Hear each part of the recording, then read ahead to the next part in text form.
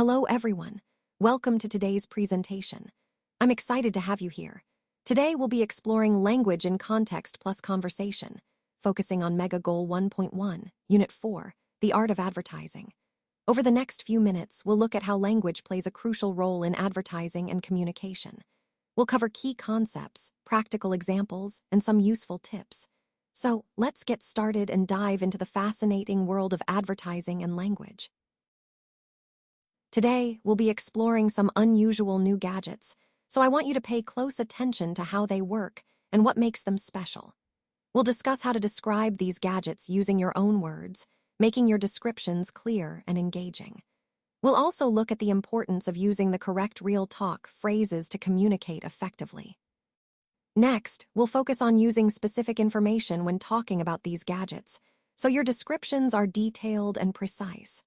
Listening skills are key, especially when reading consonant plus vowel and consonant plus consonant sounds. This will improve your pronunciation and understanding. We'll also practice matching these new products to their phrases, helping you connect ideas and improve your overall comprehension. Finally, I want you to check your understanding as we go along, so we'll revisit the key points and make sure everything fits together. Remember, these lessons are designed to help you confidently describe and discuss new technology, tying everything back to our overall goal of effective communication. Let's take a closer look at the key points here, starting with the letter B, which represents the foundational element of our topic. Moving on to F, we see an important aspect that builds on that foundation. Then there's C, which highlights the core concept we need to understand. Next, J introduces a crucial connection or relationship within the system. Following that, H emphasizes the importance of context or environment in shaping outcomes. With I, we see an extension or variation that adds depth to our understanding. The letter signals the starting point or initial step in the process. D then illustrates a critical development or change that occurs along the way. G points to a key factor influencing the results. And finally, E ties everything together, reinforcing the overarching theme of integration and coherence. Overall, these points are interconnected, and understanding how they relate helps us grasp the bigger picture we're discussing today. Let's take a closer look at the key elements here. First, we have the letter B, which represents the foundational concept. Moving on, the letter D highlights the importance of development and progress within this area. Then, introduces a crucial aspect that we shouldn't overlook. Following that, C emphasizes the interconnectedness of these components and how they work together to support our overall goals. Throughout this slide, the main idea is to understand how each piece plays a vital role in the bigger picture. Recognizing these connections helps us develop more effective strategies and ensures we're aligned with our overarching objectives. So, as we explore these points, keep in mind how they all contribute to the theme of growth and integration.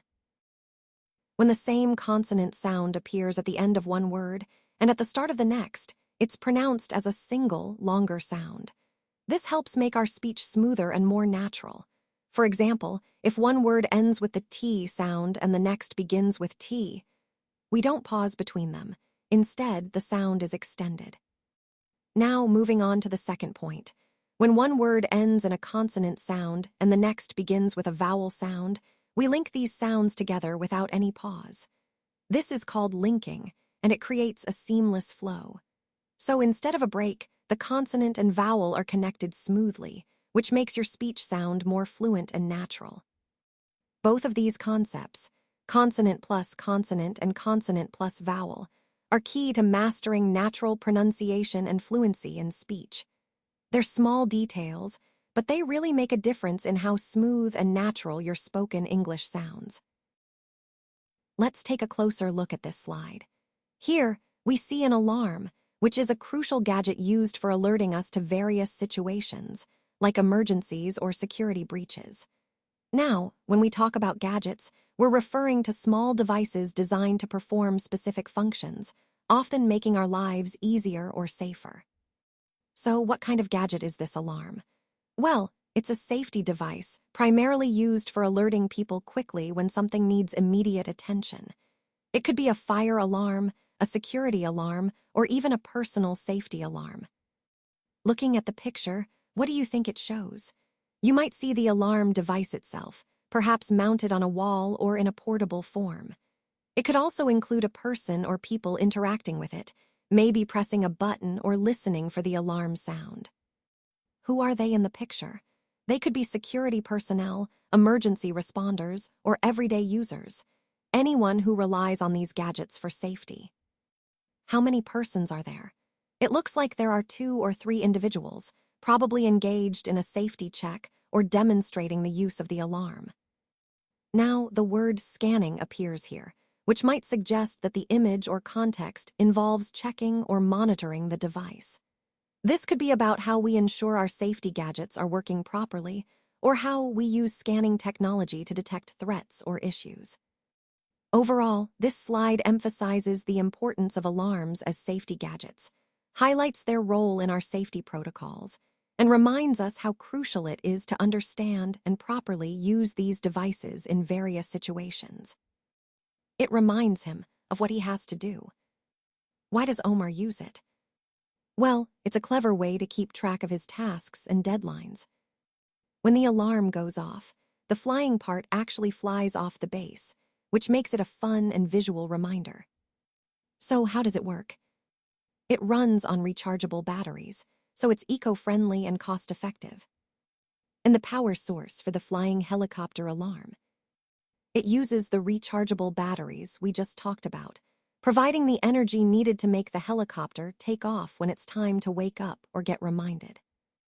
This combination of fun and function really ties into our overall theme of innovative ways to stay organized and alert. Let's take a moment to focus on this slide, which is all about understanding key words and their meanings. As we go through, I want you to read the words carefully and think about what they really mean in context. This is important because having a clear grasp of these terms helps us communicate more effectively and ensures we're all on the same page. Remember, understanding the precise meaning of these words can make a big difference in how we interpret information and apply it in real-world situations. So, as I explain each one, try to connect it to what we've discussed earlier in the presentation and see how it fits into the bigger picture. Building a strong vocabulary around these concepts is essential for mastering the topic and improving our overall understanding.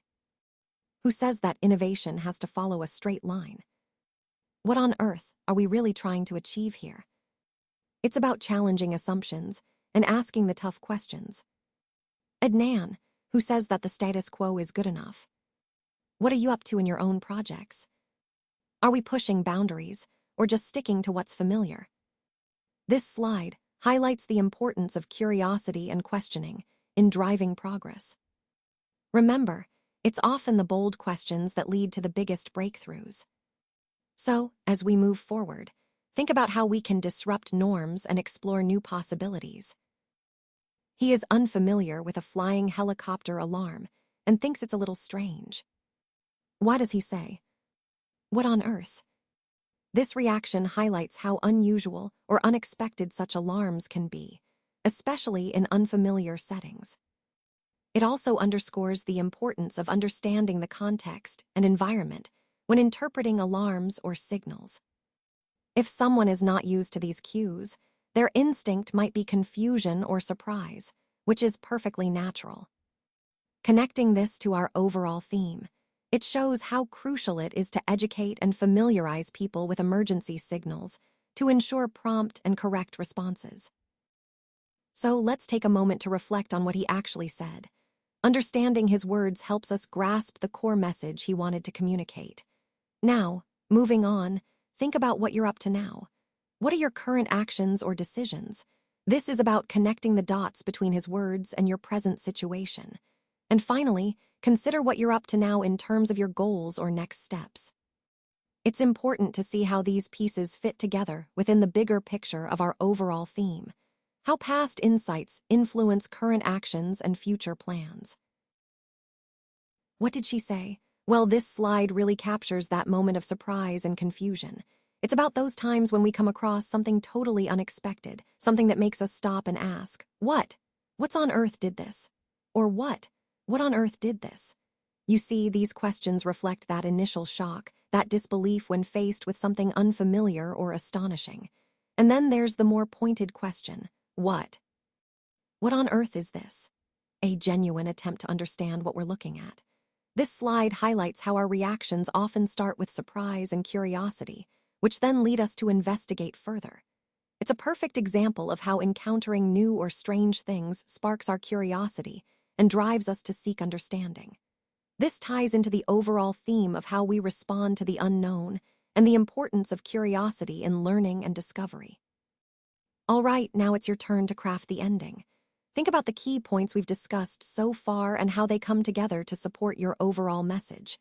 When you're ready, listen carefully and choose an ending that best resonates with your presentation's theme. Remember, this is your final impression, so make it memorable and impactful. Take your time, and let's wrap this up on a strong note. So this slide introduces the Selfie Toaster, a fun and innovative gadget that uses laser technology, similar to what a printer does, to print your face directly onto a slice of toast. Imagine waking up and having your favorite selfie perfectly toasted, ready to enjoy. The key point here is the use of laser technology, which allows for precise and detailed images to be transferred onto food. It's a great example of how modern tech can turn everyday objects into personalized experiences. This ties into our overall theme of blending innovation with daily life, making ordinary moments a bit more special and fun. All right, so one effective way to keep flies away is to make sounds that bother them. Flies are quite sensitive to certain noises, and by generating these sounds, we can deter them from landing or lingering around. On this slide, we see a small box labeled Flies Protector. This is a simple yet clever device designed to emit these bothering sounds. Think of it as a small, portable solution that you can place anywhere, whether indoors or outdoors, to create an environment less attractive to flies. The key point here is that these sound-based deterrents are a non-chemical, eco-friendly way to manage fly populations. They're especially useful in areas where using sprays or traps isn't ideal. Overall, integrating such devices into your pest control strategy aligns with our theme of humane and sustainable methods.